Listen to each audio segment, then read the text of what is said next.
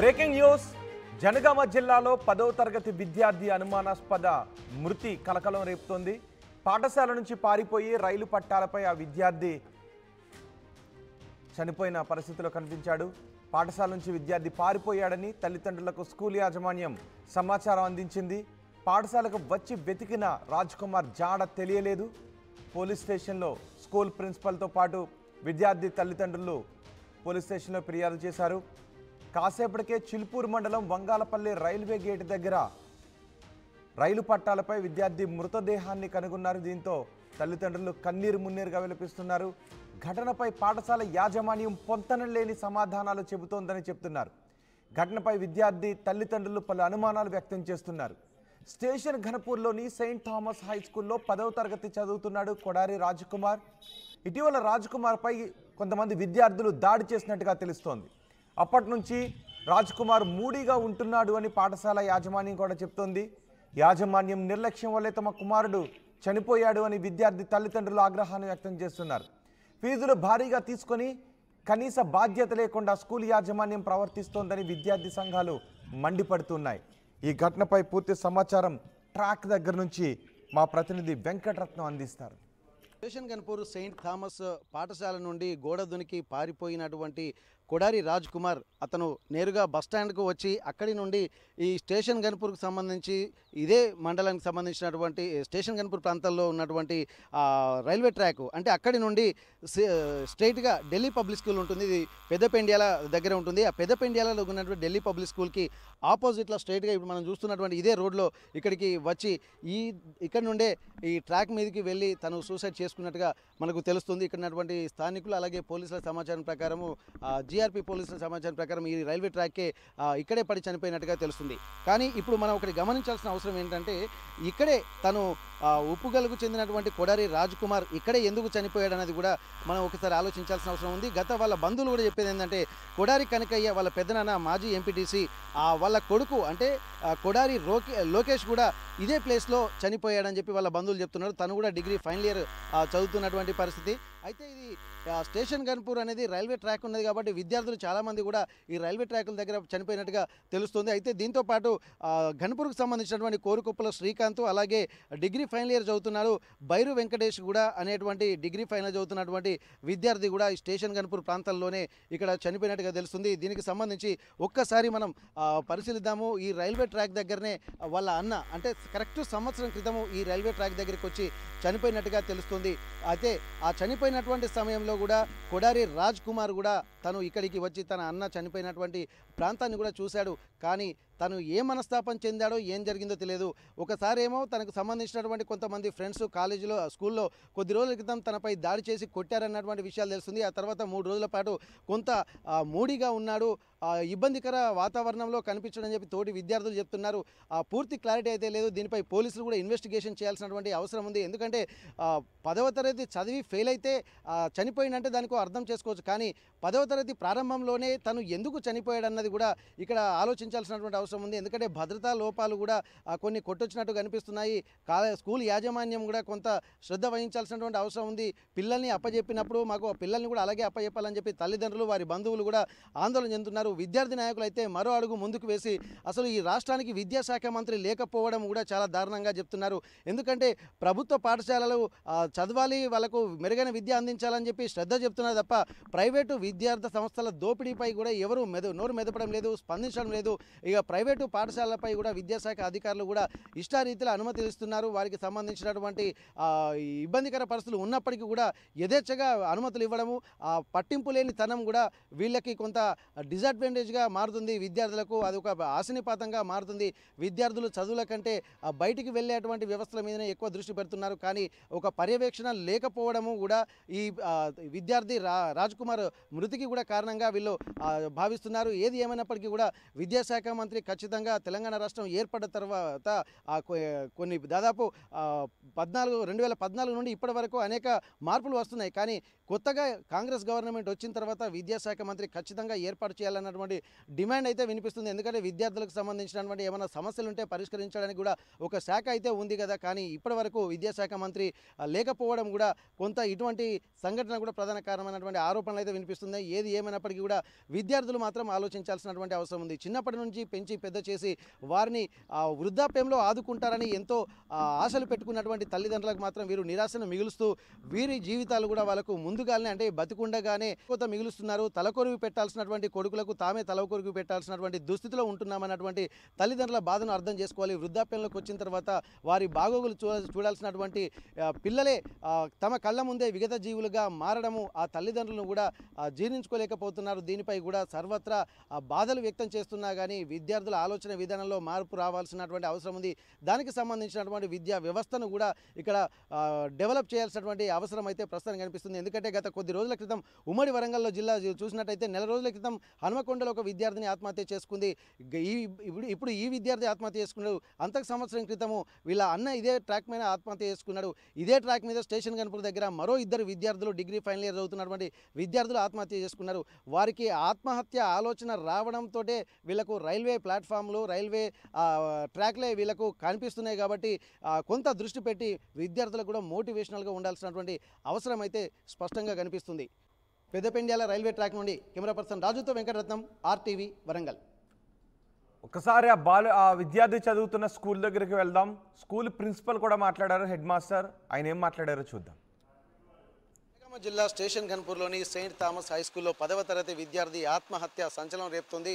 ఆత్మహత్యకు గల కారణాలను కూడా చాలా ఒక భిన్న కోణాలు కనిపిస్తున్నటువంటి పరిస్థితి. ప్రస్తుతానికి ఈ సెయింట్ థామస్ హై స్కూల్ విద్యార్థి ఎందుకు ఆత్మహత్య చేసుకుంటానన్న కోణంలో RTV ఇక్కడ స్కూల్కి వచ్చింది. ఇదే పాఠశాలలో దాదాపు ఇక్కడ ఈ విద్యార్థి 10th క్లాస్ చదువుకుంటున్నాడు. 10th క్లాస్ చదువుకుంటున్నటువంటి క్రమంలోనే అతను ఆత్మహత్య చేసుకోవడాన్ని కూడా చాలా తీవ్రంగా పరిగణిస్తున్నారు. దీనికి సంబంధించి కూడా విద్యార్థుల్లో కూడా ఒక అంత ఆందోళన కలిగింది. నిన్నటి నుండి విద్యార్థులు భయాందోళన ఉండడంతో ఇక్కడ విద్యార్థులకు కూడా హాలిడే ఇచ్చినట్టుగా మనకు స్పష్టంగా తెలుస్తుంది. అయితే దీనికి సంబంధించి ఆత్మహత్య చేసుకోవడానికి కారణాలను కూడా అన్వేషించాల్సినటువంటి పరిస్థితి. కానీ ఇక్కడ పాఠశాలకు వస్తే ఎవరు లేకపోవడాన్ని కూడా ఇక్కడ కొంత ఆలోచించాల్సినటువంటి విషయం. ప్రస్తుతానికి సెక్యూరిటీ ఇక్కడ లేడన్నటువంటి ఒక అనుమానాలు అందరికీ చెప్తున్నాయి. ఎందుకంటే హాస్టల్లో చదువుతున్నటువంటి విద్యార్థులు ఎప్పుడు బయటికి వెళ్తారు, ఎప్పుడు ఎక్కడ ఉంటారు అన్నటువంటి కోణంలో కూడా చూడాల్సినటువంటి పరిస్థితి. కానీ ఇక్కడ పర్యవేక్షణ లోపం వల్లనే ఇదంతా జరుగుతుంది. విద్యార్థులకు ఒక భరోసా లేదు అన్నటువంటి కోణంలో కూడా ఇక్కడ ఆలోచించాల్సిన పరిస్థితి కనిపిస్తుంది. కానీ వీళ్ళు చెప్తున్నటువంటి విషయానికి అక్కడ జరుగుతున్నటువంటి దానికి ఇక్కడ పొంతం లేదన్నట్టుగా మనకు తెలుస్తుంది. స్టేషన్ గన్పూర్లోనే ఉన్నటువంటి సెయింట్ థామస్లో దాదాపు 50 మంది విద్యార్థులు ఇందులో చదువుతున్నట్టుగా తెలుస్తుంది. అయితే ఒకసారి మనం లోపలికి వెళ్ళేటువంటి ప్రయత్నం చేద్దాం. ఈ పాఠశాలకు సంబంధించినటువంటి ప్రిన్సిపల్ కానీ అలాగే ఎవరైనా ఉన్నారా వారి వివరణ కూడా తీసుకున్నటువంటి ప్రయత్నం అయితే చేద్దాం. ఎందుకంటే ఇప్పటి వరకు ఆ పాఠశాలకు సంబంధించినటువంటి వివరాలని ఒక్కసారి మనం పరిశీలిస్తే సెయింట్ థామస్ హై స్కూల్లో 10వ తరగతి చదువుతున్నటువంటి కొడారి రాజ్ కుమార్ కొన్ని రోజుల క్రితమే ఇక్కడ కొంతమంది విద్యార్థులు కూడా దాడి చేసినట్టుగా తెలుస్తుంది. మరి ఎందుకు దాడి చేశారన్న విషయాలు కూడా తెలియాల్సి ఉంది. అంటే ఎందుకు ఇటువంటి ఇబ్బందికర పరిస్థితి, ఎందుకంటే 10వ తరగతి పిల్లవాడు హాస్టల్లో ఉన్నటువంటి సమయంలో బయట విద్యార్థులు వచ్చి దాడి చేశారంటే కారణాలు ఏందనేది కూడా ఇక్కడ మనం తీవ్రంగా పరిగణించాల్సినటువంటి పరిస్థితి కనిపిస్తుంది. అంతకుముందు అంటే మొన్న అంటే 15 రోజుల క్రితం దాడి జరిగింది.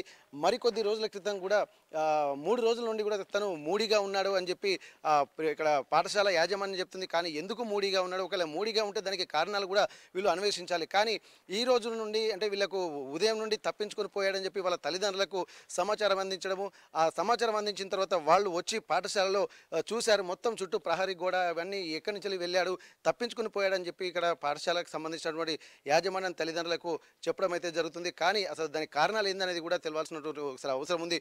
ఒకసారి అందుబాటులో ఉన్నటువంటి పాఠశాల సిబ్బందిని కానీ లేకపోతే పాఠశాల ప్రిన్సిపల్ గారిని ఒక్కసారి మనం అడిగి తెలుసుకున్నటువంటి ప్రయత్నం అయితే చేద్దాం. ఏం జరుగుతుంది అసలు, ఎందుకంటే విద్యార్థుల మానసిక స్థితి రోజు రోజు ఎలా అయిపోతుంది, పిల్లల ఎంతో భవిష్యత్తు ఉన్నటువంటి వాళ్ళు ఆత్మహత్యలు చేసుకోవడానికి కారణం ఏంటన్నటువంటి కోణంలో కూడా మనం ఆలోచించాల్సింది. ఒక్కసారి అందుబాటులో ఎవరైనా ఉన్నారో ఒకసారి మనం వెళ్ళి మాట్లాడేటువంటి ప్రయత్నం చేద్దాం. ప్రస్తుతం మనం స్టేషన్ గన్పూర్లోని సెయింట్ థామస్ హై స్కూల్లో ఉన్నాము. దీనికి సంబంధించి విద్యార్థి మిస్సింగ్ అవ్వడము అలాగే ఆత్మహత్య చేసుకోవడం వెనుక కారణాలు ఏంది, వాళ్ళకు ఉన్నటువంటి ప్రాథమిక సమాచారం ఏంది, ప్రస్తుతానికి స్కూల్ ప్రిన్సిపల్ మనతో ఉన్నారు.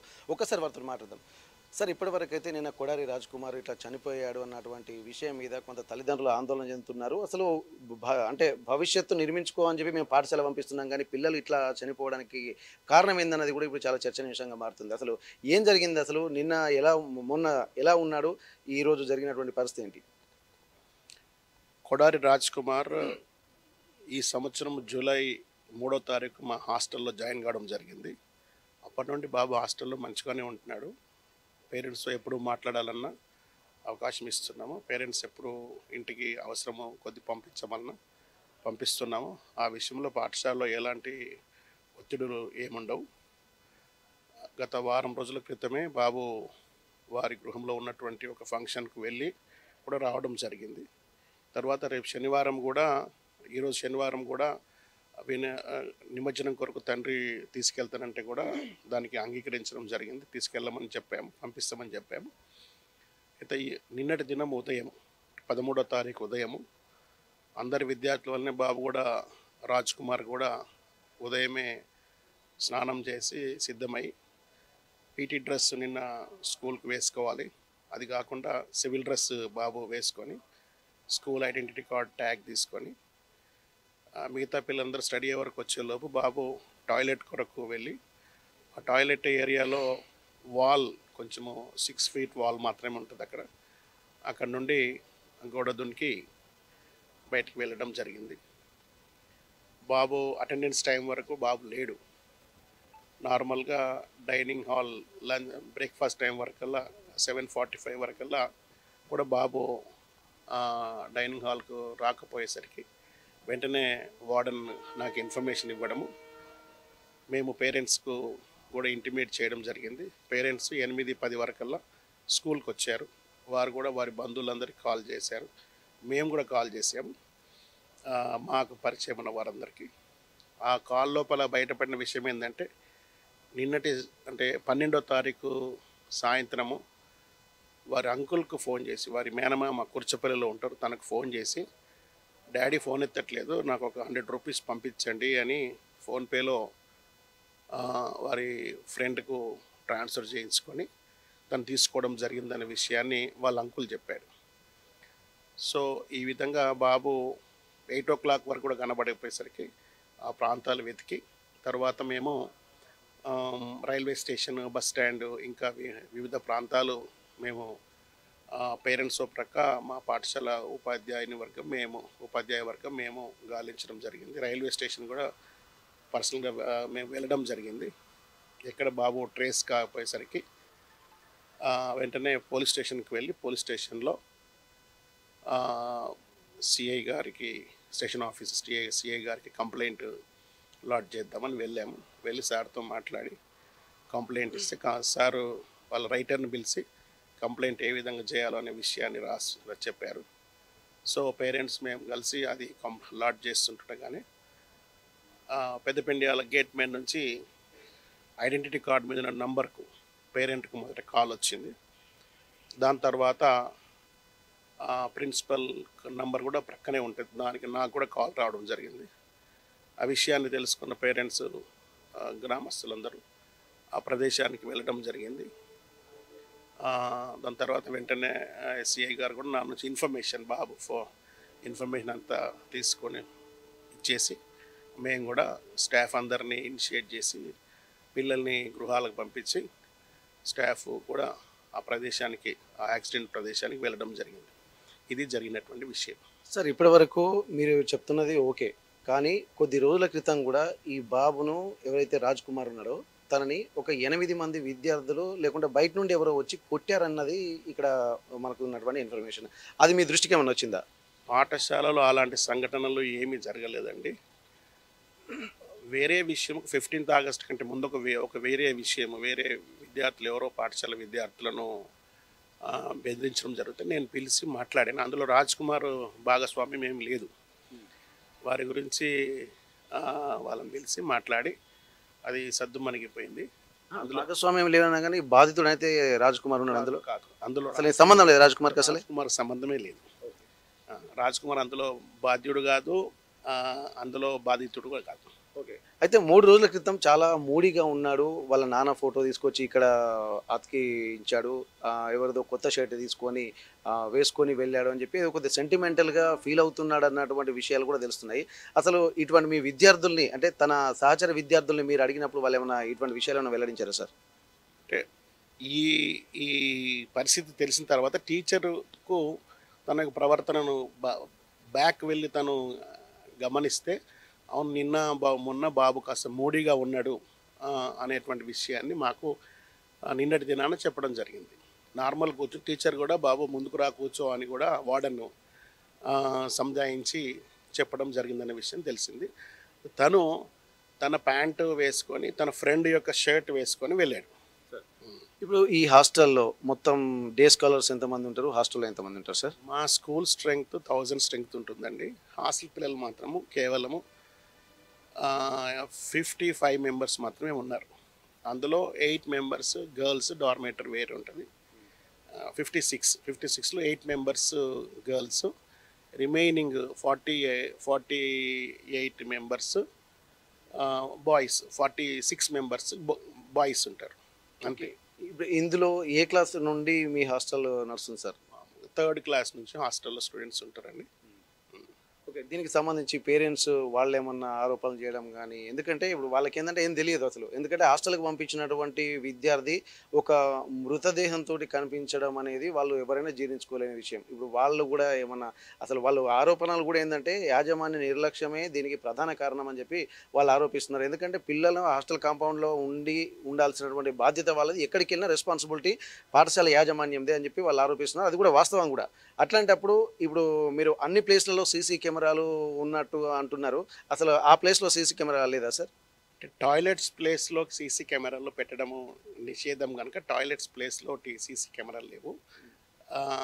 మిగతా మా మెయిన్ గేటు, క్లాస్ రూమ్స్ అన్నీ కూడా సీసీ ఫుటేజ్లోనూ సీసీ సర్వైలెన్స్లోనే ఉంటుందండి. అయితే టాయిలెట్ ప్లేస్లో ఆ వాల్ 6 ఫీట్ వాల్ ఉన్న కారణాన అక్కడ నుంచి బాబు వెళ్ళడం జరిగింది. వెళ్ళిన విషయం కూడా వెంటనే పేరెంట్స్కు మా నోటీస్కి రాగానే పేరెంట్స్కి తెలియజేసాము. అంత మాత్రమే కాదు, పేరెంట్స్తో పాటు మేము కూడా అన్ని ప్రాంతాలు అబ్జర్వ్ చేయడం జరిగింది. ఓకే. ఇప్పుడు తల్లిదండ్రుల కామెంట్స్ మీద, వాళ్ళ ఆరోపణల మీద మీ స్పందన ఏంటి సార్? ఎందుకంటే పాఠశాల యాజమాన్యమే దీనికి కారణం. మేము ఎట్లా విద్యార్థులు అంటే ఫీజుల మీద పెట్టినటువంటి దృష్టి విద్యార్థుల భవిష్యత్తు మీద పెట్టకపోవడం ఏంటన్నటువంటి ఆరోపణలు విద్యార్థి సంఘాలు కూడా చేస్తున్నటువంటి పరిస్థితి. దీని మీద మీ స్పందన ఏంటి? 40 సంవత్సరాలుగా ఈ పాఠశాల నిర్వహిస్తున్నాము. మేము ఎప్పుడు కూడా వ్యాపార ధోరణితో కనుక మేము చేస్తుంటే ఒక 5-6 పాఠశాలలు మేము ఓపెన్ చేసేవాళ్ళం. కానీ అటువంటి పరిస్థితి కాదు. ఒక ప్రత్యేక ఉద్దేశంతో మా తండ్రి గారు ప్రారంభించిన పాఠశాలను ఒక ప్రత్యేకమైనటువంటి సేవా దృక్పథంతో మాత్రమే ఇది నిర్వహించడం జరుగుతుంది. మేము తీసుకునే ఫీజు వేరే పాఠశాలలో డే స్కూల్ ఫీజులతో సమానంగా ఉంటాయి. హాస్టల్ ఫీజు కూడా 35-40 వేల రూపాయలకు, 10th క్లాస్ పిల్లలకు 50 వేల రూపాయలే మా ఫీ స్ట్రక్చర్. కనుక ఇందులో వ్యాపార ధోరణి ఏమి లేదు. అంత మాత్రమే కాకుండా చెట్టెత్తు కుమారుని కోల్పోయిన తల్లిదండ్రులకు తప్పకుండా బాధ ఉంటుంది. పేరెంట్తో పాటు సమానమైనటువంటి బాధను మేము అనుభవిస్తున్నాం. ఎందుకంటే 40 సంవత్సరాలుగా ఇలాంటి దుర్ఘటన